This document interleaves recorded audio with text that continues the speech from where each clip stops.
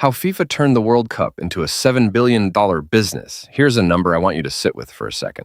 Across the 4 years between 2019 and 2022, a period that included a global pandemic that shut down virtually every major sporting event on the planet for the better part of 2 years, FIFA generated $7.5 billion in revenue. $7.5 billion from an organization that most people think of as a governing body, a rulemaker, a committee of suits in Zurich arguing about the offside line, not a business. But FIFA is absolutely a business. One of the most financially extraordinary businesses in all of sport. And the most remarkable thing about it is not the size of that number. It is how dependent that number is on a single event held once every 4 years. 83%. That is the percentage of FIFA's entire revenue across the Qatar cycle that came directly from one tournament, not from club football, not from qualification campaigns that run for 3 years and involve almost every country on earth. Not from youth tournaments or the Women's World Cup or the expanded Club World Cup. One event, the Men's World Cup. 83% of a $7.5 billion organization comes from one tournament played across 29 days every 4 years. That number should stop you. Because what it tells you is that FIFA has not built a diversified sports business.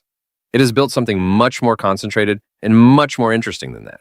It has built a machine that extracts maximum commercial value from the most watched sporting event in human history. And it has done so with a level of sophistication that most people, including most football fans, have never really examined. That is what we are doing today. I am Chris, and I'm on a mission to make passionate sports fans like you just 1% more informed. Because understanding how FIFA turned a football tournament into a $7 billion business tells you almost everything about how money actually moves through the sport you love. And once you see the mechanics clearly, you cannot unsee them. Before we get into the revenue, though, we need to establish something that most football fans never really reckon with properly. What FIFA actually is as an institution.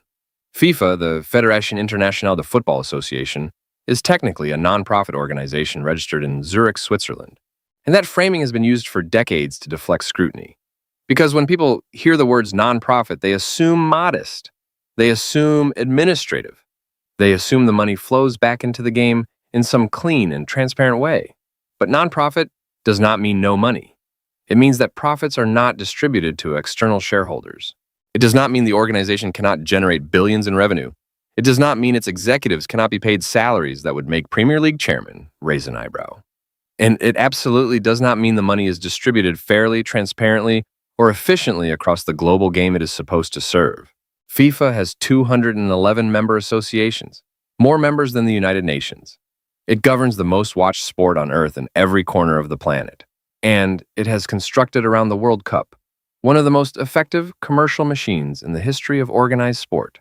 The fact that it calls itself a non-profit while doing so is one of the more remarkable pieces of institutional branding you will ever encounter. Hold that thought. We will come back to it. So how does the machine actually work? Let us start with the money and where it comes from. Because FIFA makes money from 4 main areas, and these 4 streams are not equal, not even remotely close. The single biggest revenue source, by an enormous distance, is broadcasting rights. During the Qatar 2022 World Cup cycle, FIFA generated $4.64 billion from broadcast rights alone. Let me put that in context. That is 61% of all FIFA revenue across the entire 4-year period, just from broadcasting. And to give you a sense of how extraordinary that growth has been, the broadcast revenue from the Qatar cycle alone was larger than the total revenue FIFA generated across the entire Germany 2006 cycle. The value of live sport on television has not just grown over the past 2 decades, it has absolutely exploded. And the reason is actually straightforward once you think about it clearly. The World Cup is one of the very last things on television that people still insist on watching live. In an era where every piece of content is available on demand, where streaming has destroyed the appointment television model for almost everything else, where people watch entire seasons of dramas in a weekend and catch up on news whenever they feel like it, live sport is the exception, and the World Cup is the exception at its most extreme. People do not watch the World Cup final on catch-up. They do not watch the semifinals the following morning. They watch them live, or they feel like they missed something real and irreversible. That psychological urgency is worth billions of dollars to broadcasters. And FIFA understands exactly what it has. The 2022 World Cup final between Argentina and France reached 1.5 billion viewers globally, according to FIFA's own figures. 1.5 billion people watching the same 90 minutes of football, and then extra time, and then one of the greatest penalty shootouts in the history of the tournament. What a final that was. 1.5 billion is almost 1 in 5 people on the entire planet tuned into the same event simultaneously. Broadcasters fight viciously for the rights to carry it because the audience is simply unlike anything else in their entire portfolio. There is no substitute product. If you want to broadcast the World Cup final, you pay FIFA's price. There is no negotiation on the fundamental value. There is only negotiation on the specifics. In the United States, Fox Sports paid $425 million for the English language rights to both the 2018 and 2022 World Cups combined. In the UK, the rights are split between the BBC and ITV, with industry estimates valuing the package at close to $100 million per tournament. And the audience justifies every penny. England versus France at Qatar 22 peaked at 23 million viewers on ITV alone. In the Middle East, beIN Sports dominates coverage across 24 countries. During the opening ceremony and first 16 matches of Qatar 2022, beIN generated more than 1 billion cumulative views across the region. This is not niche content. This is mass-market television at a scale that simply does not exist anywhere else. Now, think about what the 2026 World Cup does to these numbers. The tournament expands from 32 teams to 48 teams. 64 matches becomes 104 matches. That is a 62.5% increase in broadcast inventory overnight. More matches means more broadcast hours. More broadcast hours means more advertising breaks. More advertising breaks means more total value in the rights package. And this particular World Cup sits in the United States, the largest and most aggressive advertising market on planet Earth. The combined English and Spanish language rights in the US for 2026 are reportedly worth $1.1 billion to Fox. $1.1 billion for one country's rights package alone. That is more than double what the combined global deal was worth just 2 cycles ago. The broadcast engine is not slowing down. It is accelerating, and it will keep accelerating as long as the World Cup remains one of the few things humans still watch together in real time. But broadcasting is only one part of how FIFA has built this commercial machine. Because when 1.5 billion people are watching, every major brand on Earth wants to be attached to it. Which brings us to the second revenue stream, sponsorship. FIFA has constructed a tiered sponsorship hierarchy around the World Cup that is one of the most sophisticated commercial structures in all of sport. At the top sit the FIFA partners, the brands that pay the most and receive the broadest association with everything FIFA does across the full 4-year World Cup cycle. For Qatar 2022, there were 7 top-tier partners: Adidas, Coca-Cola, Wanda, Hyundai and Kia, Qatar Airways, Visa, and Qatar Energy. For 2026, the roster has evolved. Adidas, Coca-Cola, Kia and Hyundai, Qatar Airways, and Visa all remain at the top table. Lenovo and Aramco have now joined them, and there is a new category that tells you something very interesting about where FIFA's commercial instincts are heading. An official prediction market partner. That category alone could be a video in itself, and it probably will be. FIFA does not publicly disclose the exact values of these sponsorship deals, but multiple sports business reports and industry estimates give us a reasonable picture of the scale involved. The Sports Business Journal suggested FIFA's global partner tier for the 2026 World Cup is worth between $75 and $100 million per partner per cycle. Adidas's long-term FIFA deal has been reported at up to $95 million over 4 years. Hyundai's agreement reportedly valued at $182 million across their total deal. These are not small numbers. And the important thing to understand about these deals is that they do not just cover the World Cup itself. They cover the 4 years in between, the Women's World Cup, the Club World Cup, youth tournaments, FIFA digital channels, broader FIFA branding rights across all competitions. But make no mistake, the Men's World Cup is the thing every brand at that table is really paying for. Everything else is packaging around the main event. During the Russia 2018 cycle, FIFA generated $1.66 billion from sponsorship and marketing rights. For Qatar, that increased to $1.74 billion, a relatively modest overall increase. But the really interesting thing is where the growth happened within that number. Revenue, specifically from FIFA's dedicated World Cup sponsor tier, the top partners, went from $363 million to $545 million, a 50% increase in the premium tier alone. What that tells you is that brands are increasingly paying not for FIFA as an institution across the full cycle. They are paying specifically for access to the World Cup itself. The tournament is the product. FIFA is the distribution mechanism. The brands understand this, even if the public conversation about FIFA rarely frames it that way.